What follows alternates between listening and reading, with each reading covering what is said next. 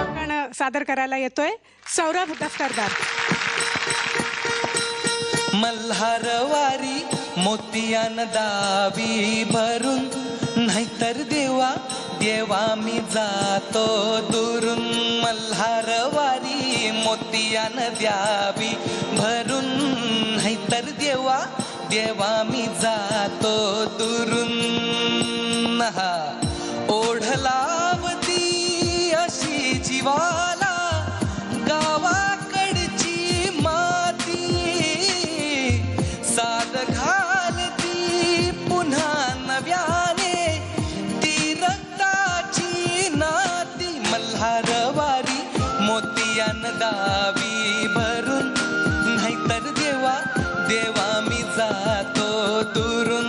मल्हारवारी मोतियान द्यावी भरून, नाहीतर देवा देवा मी जातो दुरून.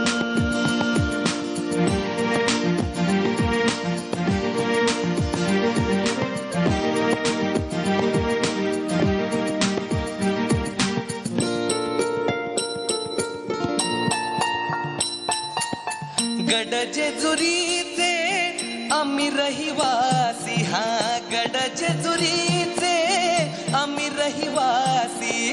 देवाचा झेंडा वळखला दुरून, मोतियान दावी भरून, नाहीतर देवा देवा मी जातो दुरून. मल्हारवारी मोतियान द्यावी भरून, नाहीतर देवा देवा मी जातो दुरून. कसं वाटतंय सौरभ? छान वाटतं. दोन्ही गाणी झालेली आहेत त्याच्यामुळे आता टेन्शन नाही काही. अजिबात. छान झालं गाणं, व्हेरी नाईस. आणि एक तो इतकं पॉप्युलर आणि इतकं मस्त गाणं आता सादर केलं असतं ते लोकांनी पण खूप एन्जॉय केलं. त्यामुळे अवधूत, एक प्रॉब्लेम झाला तुला कळलं का, की थोडीशी खराश आली आवाजामध्ये अंतरानंतर स्पेशली. तर खराश ह्या गोष्टीला ना हा गायकाचा सगळ्यात मोठा शत्रू आहे. तर हळद दूध घेणे किंवा रात्री लवकर झोपणे, झोप व्यवस्थित घेणे, आवाजाला आराम देणे, कमी बोलणे, थंड कम्प्लिटली बंद करणे, अशा प्रकारच्या काळज्या घेऊन डॉक्टर आले. मला वाटलं अच्छा सॉरी. आता फक्त 1-2 गोळ्या सांगायच्या बाकी होत्या की नाही तर लागलं तर ही गोळी घे. किती ना डॉक्टरांना असं असतं ना, हे माझं आहे, हे क्षेत्र माझं आहे म्हणून. नाही कसे असतात डॉक्टर बाबा. जाऊ दे, तुझा वाढदिवस आहे, सोडून दे. एनिवे, तर पण गाणं मस्त आला. रघुनंदन.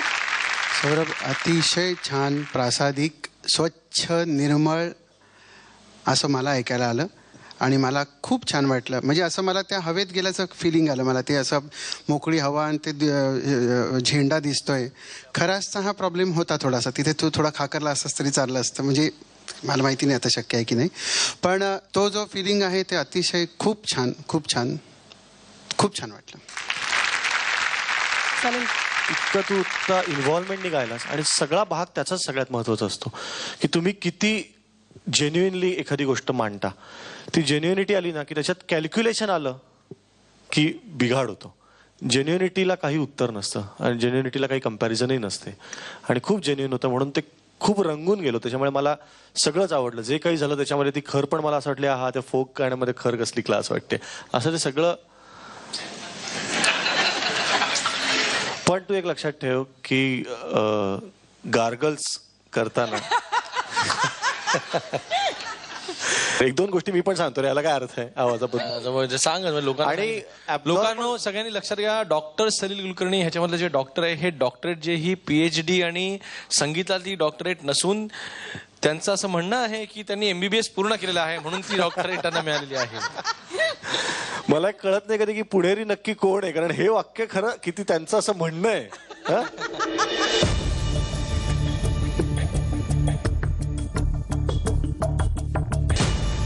मिळालेला आहे. All the best sir. Thank you.